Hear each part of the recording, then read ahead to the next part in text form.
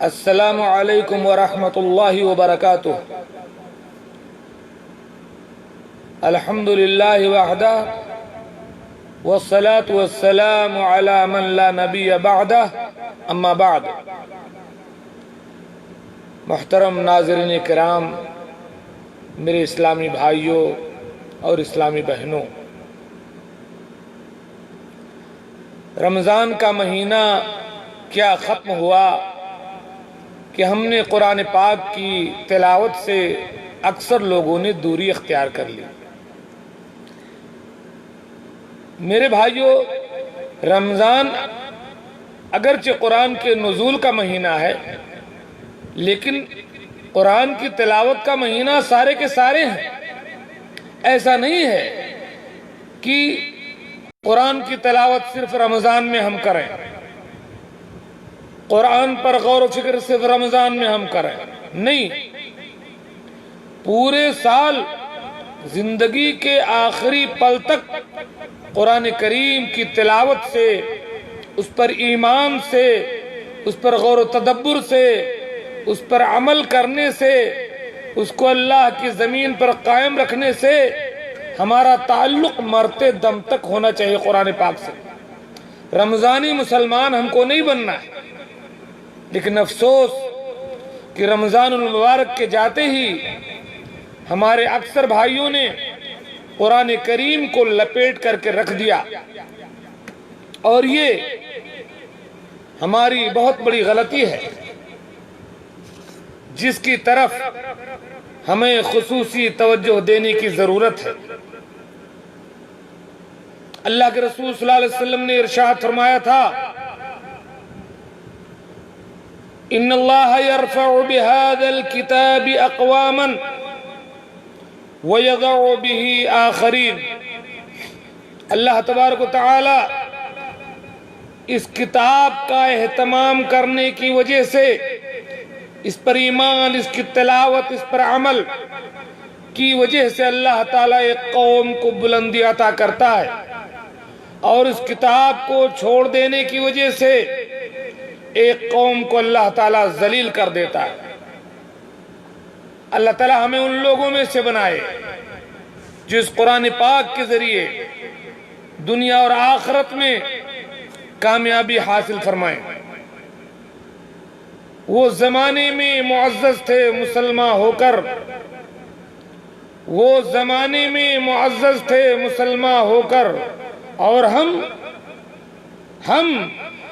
ہم خار ہوئے تارک قرآن ہو کر۔ اور یہ راز تیرے ضمیر پہ، اقبال نے کہا تھا، تیرے ضمیر پہ جب تک نہ ہو نزول کتاب، تیرے ضمیر پہ جب تک نہ ہو نزول کتاب، گرہ کشا ہے نہ رازی نہ صاحب کشاف۔ یعنی قرآن پاک کی تلاوت کرو اور اس تصور کے ساتھ کرو کہ اس قرآن کا ایک ایک حکم آپ پر اتر رہا ہے، ایک ایک مناہی جو ہے اس کے مخاطب آپ ہیں، تب قرآن پاک سے صحیح فائدہ حاصل ہوگا۔ قرآن میں ہو غوطہ زن اے مرد مسلمان، قرآن میں ہو غوطہ زن اے مرد مسلمان، اللہ کرے تجھ کو عطا جدت کردار۔ آپ کا کردار، آپ کا عمل، آپ کا سلوک، آپ کا ایمان و عقیدہ، اس میں بہتری، اس میں اصلاح، اس میں سدھار تبھی ممکن ہے جب آپ کا تعلق قرآن سے ہو۔ جس قدر ہمارا تعلق قرآن سے ہوگا، اسی قدر ہم دین سے قریب ہوں گے، اللہ سے قریب ہوں گے، جنت سے قریب ہوں گے، ہدایت سے قریب ہوں گے، کامیابی سے قریب ہوں گے۔ اور جس قدر ہم قرآن پاک سے دور ہوں گے، اس قدر غفلت، جہالت، الحاد اور جنت سے دوری ہماری یقینی ہوتی چلی جائے گی۔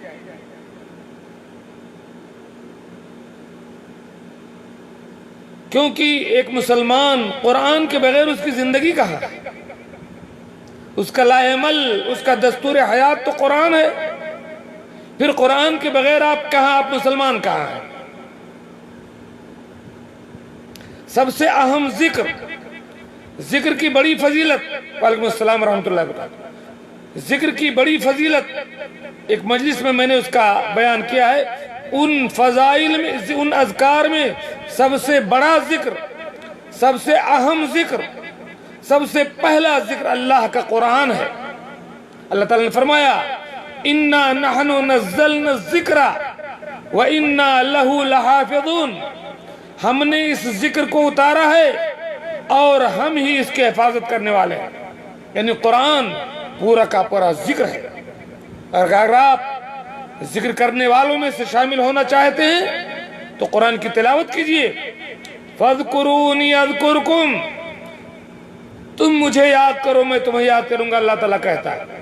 قرآن پاک جس قدر آپ پڑھیں گے اسی قدر اللہ تبارک و تعالی سے آپ قریب ہوں گے، اللہ آپ سے قریب ہوگا۔ گر تمی خواہی مسلمہ زیستن، نیست ممکن جز بقرآن زیستن، اگر ایک مسلمان کی حیثیت سے آپ زندہ رہنا چاہتے ہیں تو بغیر قرآن کے ایک مسلمان کی زندگی نہیں ہے۔ مچھلی کو پانی سے نکال دو تڑپتی رہ جائے گی، مچھلی کو پانی چاہیے، پانی اس کے لیے اطمینان قلب ہے، پانی اس کی زندگی ہے، پانی اس کے لیے راحت ہے۔ ایک مسلمان کی زندگی بحیثیت مسلمان قرآن کے بغیر بیکار ہے۔ جس قدر اس کا تعلق قرآن سے ہوگا اسی قدر ایمان کی لذت سے وہ محظوظ ہوگا، اسی قدر وہ پختہ مومن بنے گا۔ اہل مغرب کی تصانیف پہ دم بھرتے ہیں، اہل مغرب کی تصانیف کا دم بھرتے ہیں، اور قرآن ہے لپٹا ہوا جزدانوں میں۔ ہائے ہائے کرتے ہیں کہ مغرب والوں نے یہ کر دیا، وہ کر دیا، یہ ترقی کر لی، ان کے پاس یہ علم ہے۔ سب سے بڑا علم کا خزانہ آپ کے پاس ہے، آپ نے اس کو لپیٹ کر کے رکھ دیا۔ آپ صرف رمضان میں پڑھتے ہیں، رمضانی مسلمان ہیں آپ۔ کوئی مر جاتا ہے تب اس پر ایصال ثواب کے لیے آپ قرآن خوانی کرتے ہیں۔ آپ نے قرآن کو محدود کر دیا، جبکہ اللہ کا یہ قرآن ہر گھڑی، ہر لمحہ، ہر موسم، تمام حالات میں پڑھنے، سمجھنے اور عمل کے لیے اترا ہے۔ یہ نغمہ فصل گلو لالا کا نہیں پابند، بہار ہو کی خدا لا الہ الا اللہ۔ دنیا کی خرافات میں مغرور ہوئے ہیں ہم لوگ، تلاوت سے بہت دور ہوئے ہیں۔ ابھی میں آپ کو بتاؤں گا کہ تلاوت کا کتنا بڑا مقام ہے۔ قرآن کی سورتوں کا حفظ کرنے والا، ان کو دیکھ کر پڑھنے والا، ان پر عمل کرنے والا، قرآن پر توجہ دینے والے کا مقام کتنا بڑا ہے۔ میں قرآن پڑھ چکا، تو جب قرآن پڑھو گے اور اس کے بعد اپنا کردار دیکھو گے تو کہنا پڑے گا کہ میں قرآن پڑھ چکا تو اپنی صورت ہی نہ پہچانی، میرے ایمان کی ضد ہے میرا طرز مسلمانی۔ قرآن کچھ کہتا ہے اور میں کسی اور طرح کا مسلمان بنا بیٹھا ہوں۔ اس لیے قرآن زیادہ سے زیادہ پڑھو تاکہ اپنے آپ کو قرآن کے مطابق ڈھال سکو۔ یہ راز کسی کو نہیں معلوم کہ مومن قاری نظر آتا ہے، حقیقت میں ہے قرآن۔ اور قرآن پڑھو، سمجھ کر پڑھو، ترجمہ کے ساتھ پڑھو، صرف ایسی سرسری طور پر نہ پڑھو، سمجھ کر پڑھو، اپنے کردار کو سنوارنے کے لیے پڑھو۔ اہل ایمان کا جب ذکر آئے ان صفات کو اپنے اندر تلاش کرو، جو صفات نہ ہوں وہ صفت پیدا کرنے کی کوشش کرو۔ جنتیوں کی خوبیوں کا ذکر ہو، وہ خوبیاں اپنے اندر ڈھونڈو۔ اگر وہ خوبی آپ کے اندر نہ ہو تو جنتوں کی وہ خوبیاں اپنے اندر پیدا کرو۔ یہ مقصد ہے قرآن کی تلاوت کا، یہ مقصد ہے اللہ کی کتاب کے نزول کا۔ جب جہنمیوں کا ذکر آئے، کافروں کا ذکر آئے، فاسقوں کا ذکر آئے، منافقین کا ذکر آئے، تو ایسے نہ ٹال دو کہ کافروں کے لیے ڈھونڈو کہ ان میں کوئی بات آپ کے اندر تو نہیں ہے۔ آپ کلمہ پڑھتے ہیں، عبداللہ عبد الرحمن ہے نام، داڑھی رکھتے ہیں، ٹوپی لگائے ہیں، کرتا پاجامہ پہنتے ہیں، لیکن کافروں کا کوئی کام آپ تو نہیں کر رہے ہیں، منافقین والا کوئی کام آپ تو نہیں کر رہے ہیں، جہنمیوں والا کوئی کام آپ تو نہیں کر رہے ہیں۔ قرآن کی تلاوت اس لیے ہونی چاہیے تاکہ آپ ان کاموں کو چھوڑ دیں جو جہنم میں لے جانے والی ہیں، ان کاموں کو اپنائیں جو جنت میں لے جانے والی ہیں۔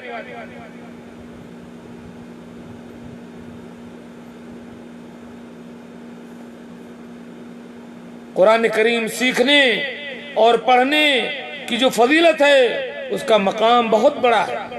اللہ کے رسول صلی اللہ علیہ وسلم نے فرمایا خیرکم من تعلم القرآن وعلمہ، تم میں کا بہترین فرد بشر وہ ہے، بارک اللہ فیک، بارک اللہ فیک، تم میں کا بہترین فرد بشر وہ ہے جو قرآن کی تعلیم حاصل کرے اور اسے دوسروں کو بھی سکھائے۔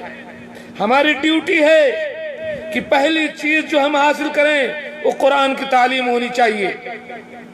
اپنے بچوں کو ہم نے سب کچھ پڑھا دیا، انجینئر بنا دیا، ڈاکٹر بنا دیا، انگلش بولنا سکھا دیا، لیکن ہم نے اپنے بچوں کو قرآن نہیں پڑھایا۔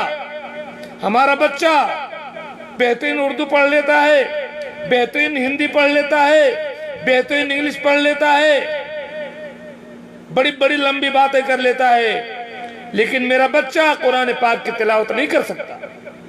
اسے دنیا جہان کی باتیں یاد ہیں، میرے بچے کو سورہ فاتحہ یاد نہیں ہے، قل هو اللہ احد یاد نہیں ہے، قل اعوذ برب الفلق یاد نہیں ہے۔ خیرکم، سنو، اپنا پیسہ، اپنا دماغ، اپنا وقت اپنے اولاد کی تربیت پر خرچ کرو تو پہلے انہیں قرآن کی تعلیم دو۔ رمضانی مسلمان نہ بنو کہ رمضان جب آئے تو قرآن پہ قرآن ختم، ٹھوکم ٹھوک ختم کرو، اور رمضان جب چلا جائے تو قرآن کو لپیٹ کر رکھ دو، ایسا نہیں۔ خیرکم من تعلم القرآن وعلمہ، تم میں کا بہترین شخص وہ ہے جو قرآن سیکھے اور اس کو سکھائے،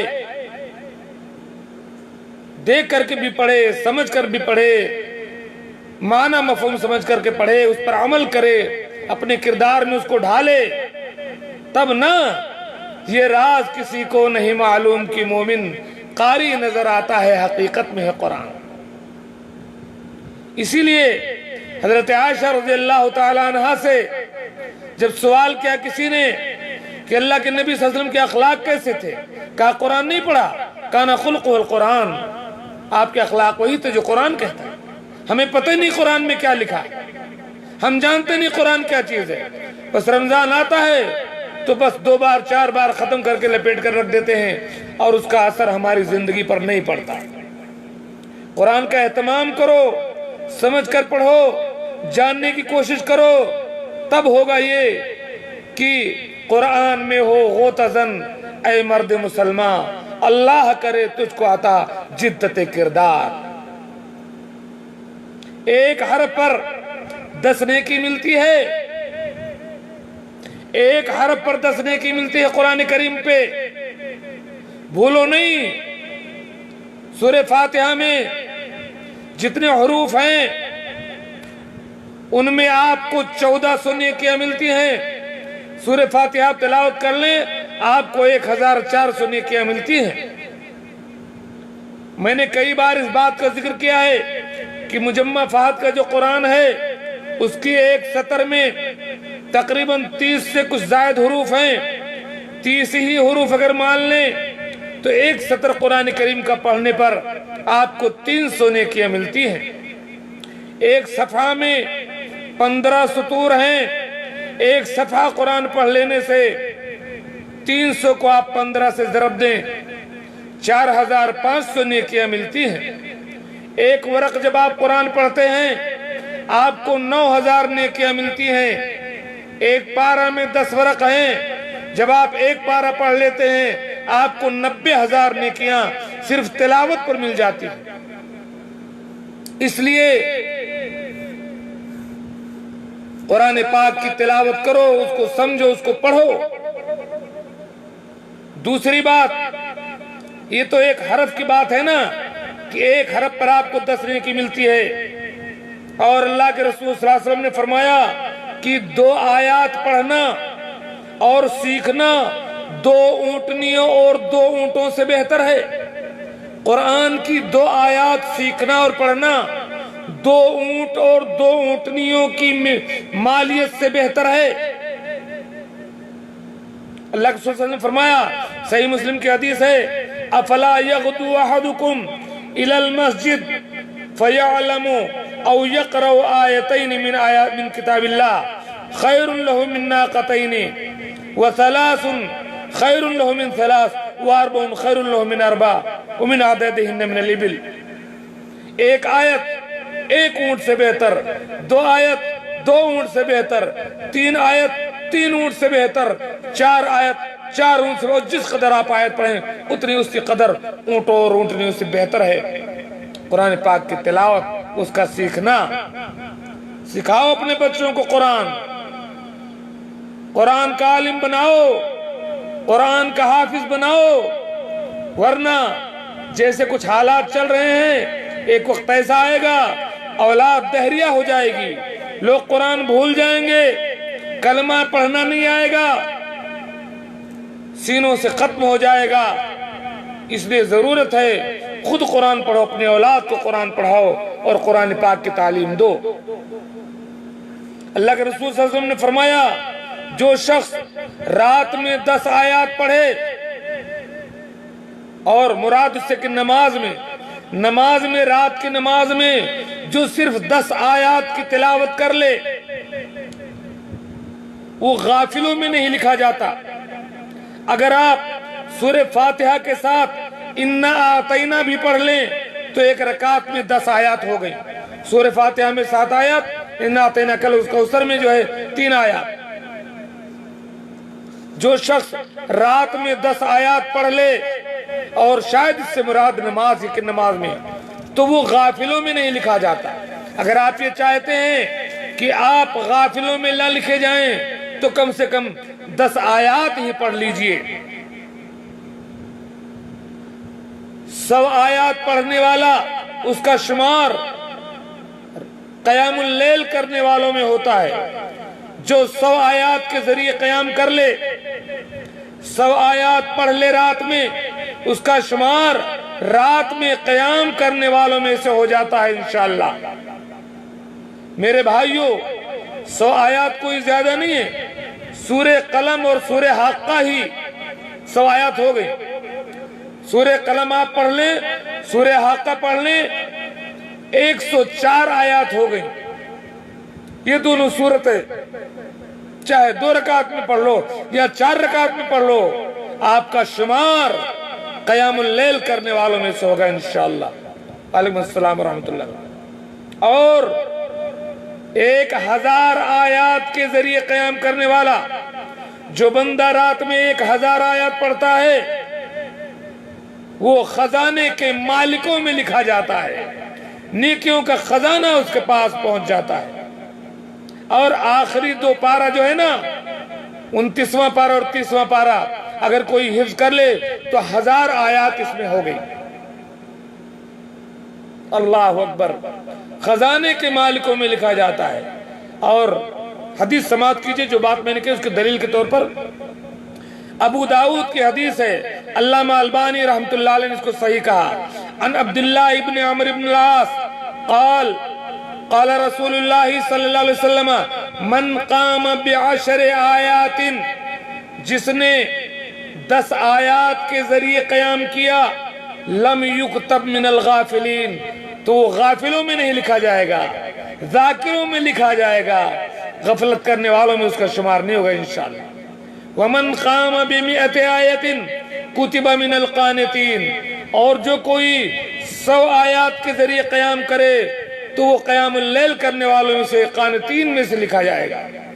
ومن قام ب1000 آیہ، اور جو 1000 آیات کے ذریعے قیام کر لے، کتب من المقنطرین، تو وہ خزانے کے مالکوں میں سے لکھا جائے گا۔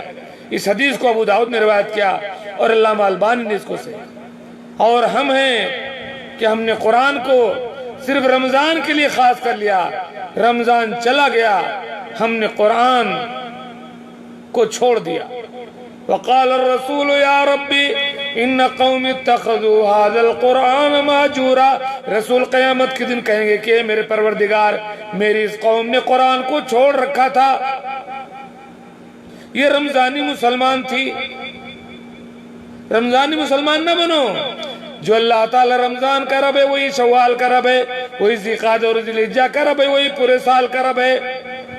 وَاعْبُدْ رَبَّكَ حَتَّى يَأْتِيَكَ الْيَقِينُ، اپنے رب کی عبادت کرو، اطاعت کرو موت آنے تک۔ وَلَا تَمُوتُنَّ إِلَّا وَأَنْتُمْ مُسْلِمُونَ۔ اسی طریقے سے قرآن کریم کی بعض سورتوں کی خصوصی فضیلت دیکھیں آپ، سورہ فاتحہ کی فضیلت دیکھیں، وہ 1400 نیکیاں جو ملتی ہیں سو ملتی ہیں۔ سورہ فاتحہ جب آپ نماز میں پڑھتے ہیں اللہ تعالیٰ آپ سے بات کرتا ہے، کیا بات ہے۔ اگر آپ کا مدیر، آپ کا کفیل، کوئی بڑا آدمی، کوئی ملک سلمان، کوئی آپ سے بلا کر بات کریں کتنا خوش ہو جاؤ گے۔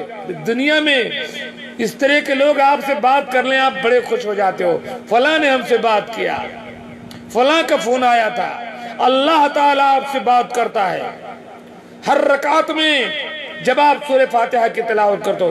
اتنا بڑا مقام ہے اس سورت کا۔ اللہ تعالیٰ نے فرمایا قسمت الصلاۃ بینی و بین عبدی بنصفین، میں نے نماز کو، سورہ فاتحہ کو اپنے اور بندے کے درمیان 2 حصوں میں بانٹ دیا ہے۔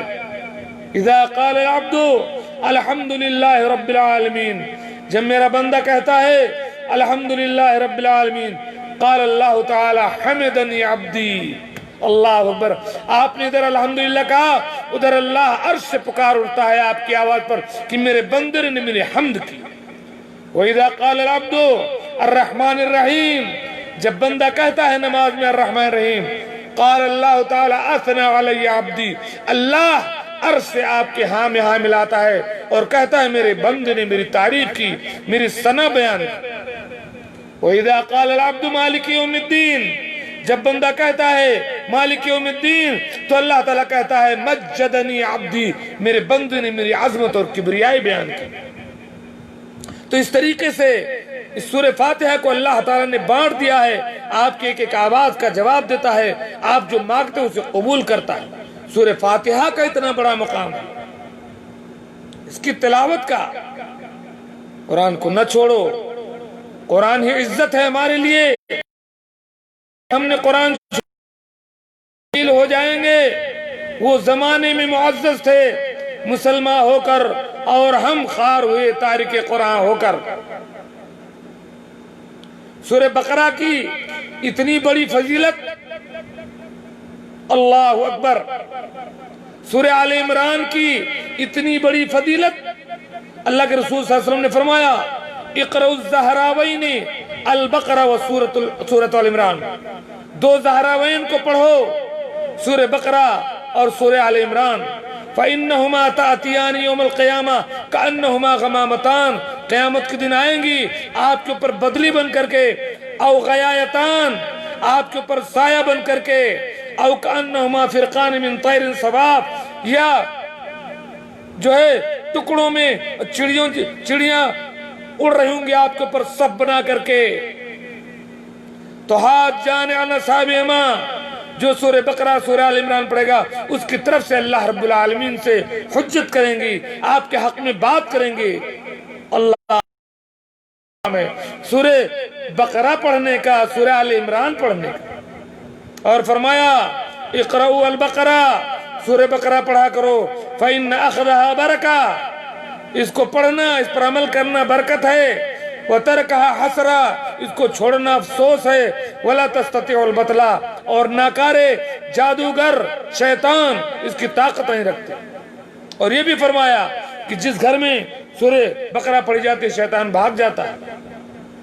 قرآن کریم کا ایک ایک حرف، ایک ایک آیت، ایک ایک سورت وہ مقام رکھتی ہے جو آپ کو زمین سے آسمان پہ پہنچا سکتی ہے.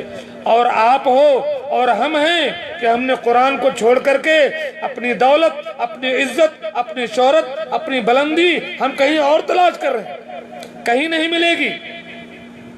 نحن قوم اعزنا اللہ بالاسلام، ہم وہ قوم ہیں جس کو اللہ تعالیٰ نے اسلام کی وجہ سے عزت دی، قرآن کی وجہ سے عزت دی. وَمَهْمَا ابْتَغَيْنَا الْعِزَّةَ بِغَيْرِهِ أَذَلَّنَا اللَّهُ، اگر اس سے ہٹ کر کے ہم نے عزت تلاش کی تو ذلیل کر دیے جاؤ گے. بعض آیات کی فضیلت دیکھیں، آیت الکرسی کو دیکھیے، قرآن کریم کی سب سے عظیم آیت آپ نے فرمایا.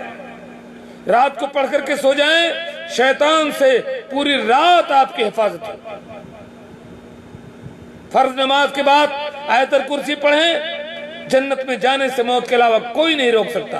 کیا فضائل ہے قرآن پاک کے، پورا کا پورا قرآن مقام و مرتبہ اور فضائل اور آپ کو فائدہ پہنچانے سے بھرا پڑا ہوا ہے. اور ہم ہیں تو ہی ناداں چند کلیوں پر قناعت کر گیا، ورنہ گلشن میں علاج تنگی داماں بھی ہے. خود بدلتے نہیں، قرآن کو بدل دیتے ہیں. ہوئے کس درجہ فقیہان حرم بے توفیق. آج ہمارے پاس فیس بک چلانے کے لیے دن بھر میں 4-4 5-5 گھنٹے کا وقت ہے. واٹس ایپ دیکھنے کے لیے ہر 10 منٹ کے بعد وقت ہے. یوٹیوب پر نہ جانے کیا کیا سننے کے لیے 3-3 4-4 گھنٹے کا وقت ہے.